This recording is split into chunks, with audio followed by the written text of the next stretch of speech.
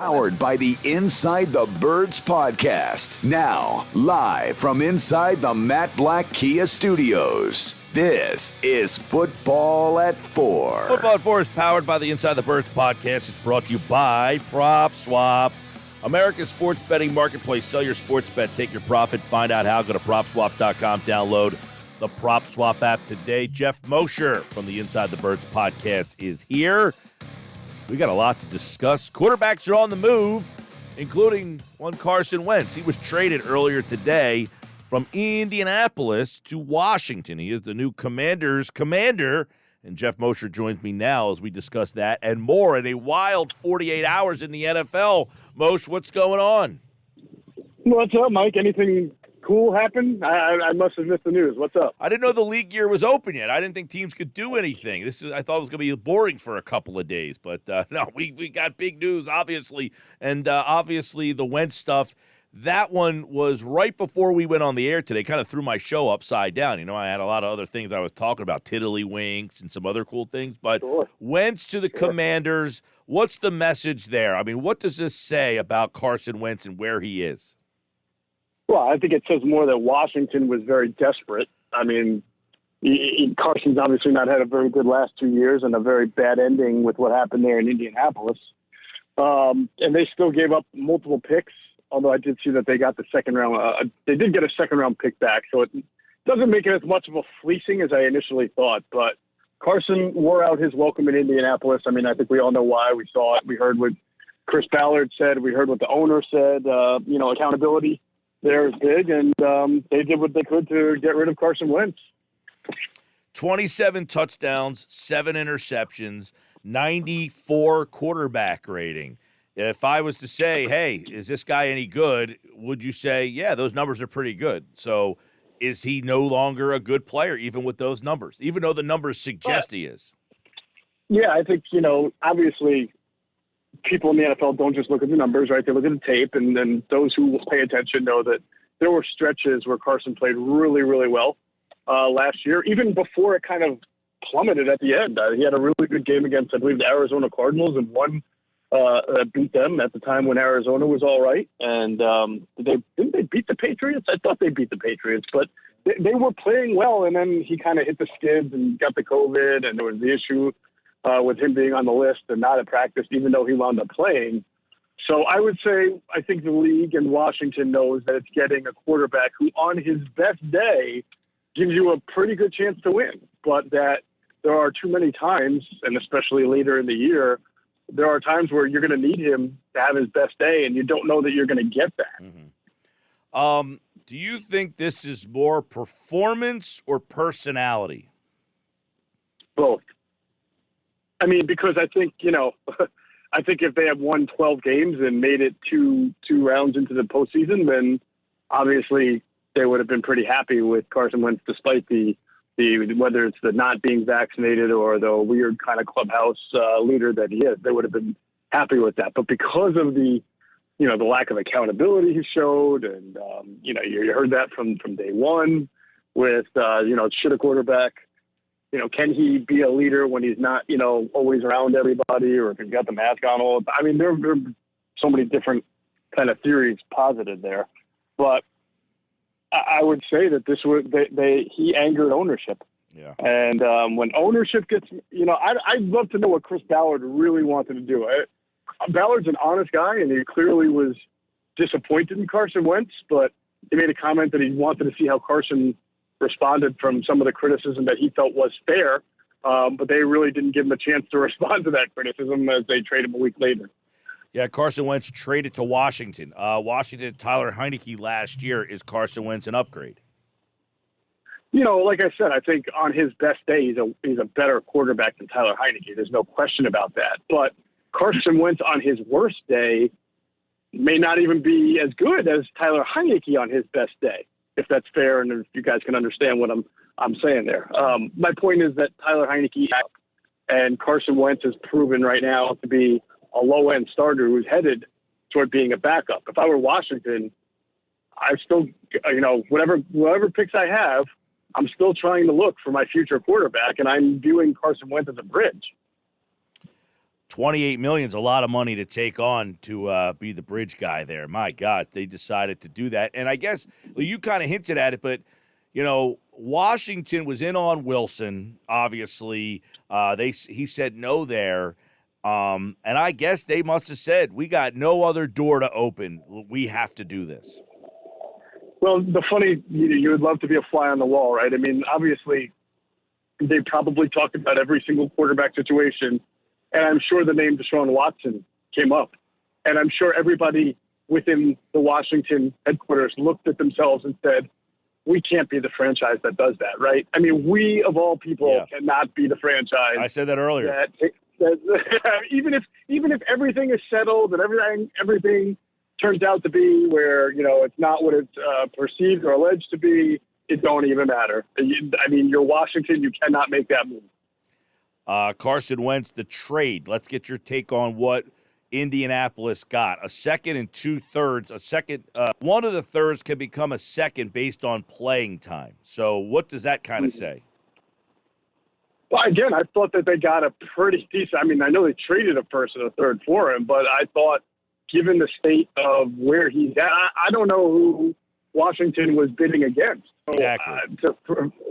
Kind of like we said that about the Eagles and Howie Roseman last year, that he pulled up a pretty good deal because you don't know how many other teams at that time were actually involved. And, it was my recollection that there weren't teams involved. I mean, some teams had called up and were interested, but there was not a really competitive offer on the table. So I would say Indianapolis did a nice job of turning a situation that wasn't favorable into getting some pretty decent draft stock there. Mm-hmm. You were around Wentz a lot. Is he just not a likable guy? Is he just, I don't know, does he just not have a lot of life experience? What is it about him that maybe his personality isn't one for that position? It's weird because, there are good people who can have bad moments. There are bad people who can have good moments, right? So I try to avoid saying, he was a bad guy. People thought he was a great guy. People thought he was a good guy. I think people in general who I spoke to who got to know Carson generally believe he is a good human being, good person, nice guy to have as a friend. But Carson has moments of selfishness and stubbornness, hard-headedness, and that's whether you're coaching him or whether you're a teammate. And I'm sure when you play a team sport, those times where your leader is stubborn or hard-headed or selfish can be very mad and make you very upset with someone who you would ordinarily consider a good human being. Mm-hmm. And to me, that's probably the best way to summarize Carson Wentz. We've heard a lot this offseason. Geoff Mosher's here, Football at 4 from InsideTheBirds.com, the Inside the Birds podcast. We heard a lot this offseason about the Eagles being committed to Jalen Hurts. But did Howie Roseman kind of keep the door open that we didn't catch? And yesterday there has been reports, or today I guess, that the Eagles did in fact make an offer for Russell Wilson and he would not sign off on a trade to Philadelphia. I guess there are some cracks on their commitment to Jalen Hurts. Well, I mean, that shouldn't be a surprise to anybody. I'm sure it's not a surprise to you. Yeah. We've talked about this before. Now I will say, I don't think he is.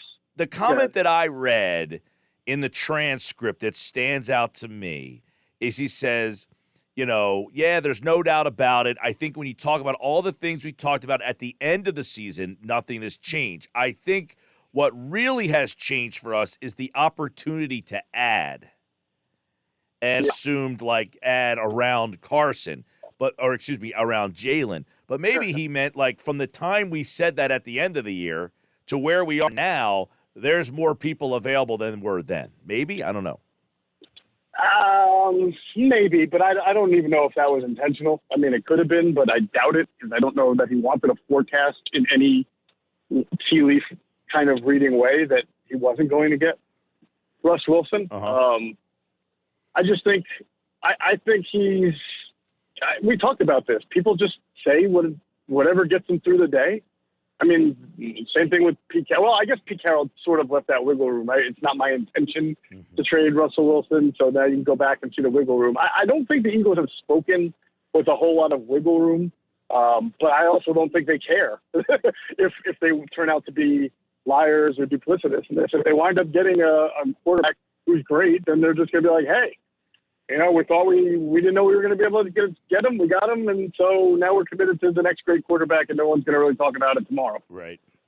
The fact that Wilson's gone, he's out of the NFC. You got Aaron Rodgers, I guess Matthew Stafford, and then really a lot of gray behind that. Does that open up the door that the Eagles are watching closely to what happens on Friday with Deshaun Watson? I mean, the door has been open already. It's, like we have said consistently on Inside the Birds, on your station, there was interest in him, in Deshaun Watson, even before any of the legal stuff happened. Because what happened first was Deshaun Watson wanted out. It was several weeks, I believe, after that was expressed that all the other stuff around him came into play. So the Eagles have always been. And, yeah, so if things can get settled, and it turns out that, maybe the ramifications are not as bad or the accusations are not what they seem to be, I expect them to be in the mix for him. Right. I tend to agree that if they can, and I guess the question is, the NFC is so wide open now. You got Aaron Rodgers and really, I guess Stafford, but it just seems so wide open, especially at that position, that we know, and Joe Banner wrote about over at the 33rd team about what they went through, the steps they went through when they made the decision to sign Vic, and he kind of likened it to this. Do you see parallels? Yeah, maybe so. It's a little bit different, but parallels as far as giving somebody a second opportunity, if that's what it turns out to be the case. Because he, like with Vic, did he serve his time? Yes, he went to federal prison. He was suspended by the league, and he did that. The second part of it was, did he convince the Eagles that this would not be something that he would do again? And I guess they whatever he said to them, they believed. I don't get that from Watson, though. That's a problem. Yeah, no, I actually agree. The more I think about it, I don't think there are that many similarities to it. I think that they're totally different cases. The only thing that it would be that whole idea of a second opportunity. But again, the Eagles would have tried to get him even if he just wanted out of Houston. So this is more, to me, just being in search of an elite quarterback. Mm-hmm. When they brought Michael Vick in, they were not searching for an elite quarterback. They were taking a chance on someone, improving their backup situation. They had a fresh quarterback, but it was an opportunity to bring in a really talented guy and see right? Bringing in Deshaun Watson would be a totally different set of circumstances for them. What Denver gave up to get Wilson, would Roseman have made that deal? That's a great question. That was a lot of value. I know, Roseman does abide many times by the value chart, and he would have had to give up a whole lot there, either in draft or draft plus player compensation. And I'm not sure that he would have been, as much as they love Russell Wilson, I'm not 100% sure they would have given up that much for him, knowing that they're still the, door number 2 with Deshaun Watson, and knowing that, they were able to get 9 wins last year, 8 with Jalen as their quarterback. Mm-hmm. Yeah, I mean, 3 players, and we don't know what those 3 players would be, but if you kind of match them up, I said Hurts, traded Locke. I said Hurts. I saw somebody else say Minshew. I don't think that Seattle's taking Minshew. No. I think they would want, right? Right, you would. I said. By the way, I thought maybe you got dealt in that trade. There were so many people involved. Yeah, they needed a D tackle apparently, and I was too. So they got. So Denver now gets Russell Wilson, and what does that do for them? Because that division's loaded. It is loaded, but you know what? I think you and I talked about this the other day. How people said the Eagles shouldn't get Russell Wilson because they're just got too many holes. Well, Denver was a worse team. They got Russell Wilson, and now a lot of people look at the Broncos and say, "Hey, man, wow, they've got Russell Wilson. Well, they've got wasn't the narrative all season? Jerry Jeudy. Wasn't the narrative all season was that they have this almost Super Bowl roster, but the quarterback is just such a problem? Well, I think they had a really competitive team that a very good quarterback or above-average quarterback could have made them even better. Remember, they had Von Miller to start the year, and they traded him. But, they had a good defensive scheme.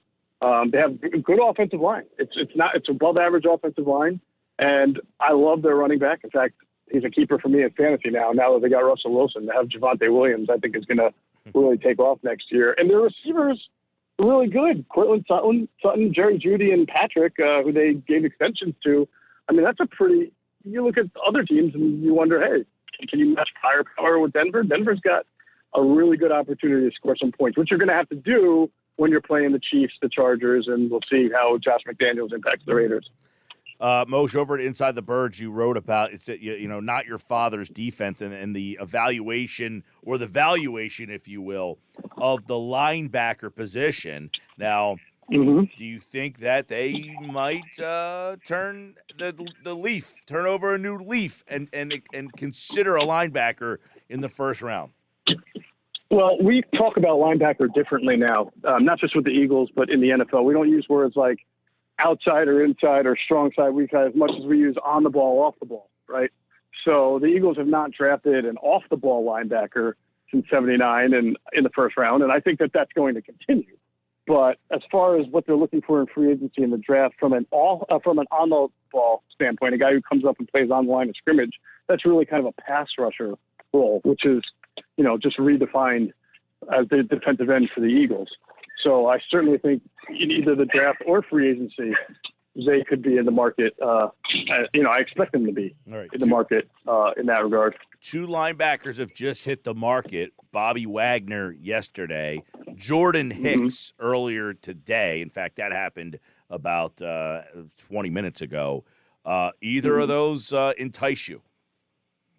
Okay, so those are two off-the-ball linebackers in the mold of like a T.J. Edwards or Davion Taylor, but obviously a lot better. I think Jordan Hicks makes some sense. Bobby Wagner is still a pretty darn good player. Not that Jordan Hicks isn't, but, you kind of wonder if you sign Bobby Wagner, you have to play him a lot. If you draft a guy, you're not going to play that guy ahead of Bobby Wag. So I tend to think that Wagner will get with a pretty good team that still has a Super Bowl opportunity and will play him a decent amount. Jordan Hicks is a different, you can sign Jordan Hicks, I would think, to a 1-2 year deal, but really structured like a 1-year deal, have him come in, hold it down. But if you draft the linebacker in the second round, and if you see a lot of improvement from Davion Taylor, it doesn't kind of preclude you from saying, hey, these guys are better than Jordan Hicks at this stage of the game. With Jordan being, I think, 31 or 32. So we're gonna go ahead and play our better players.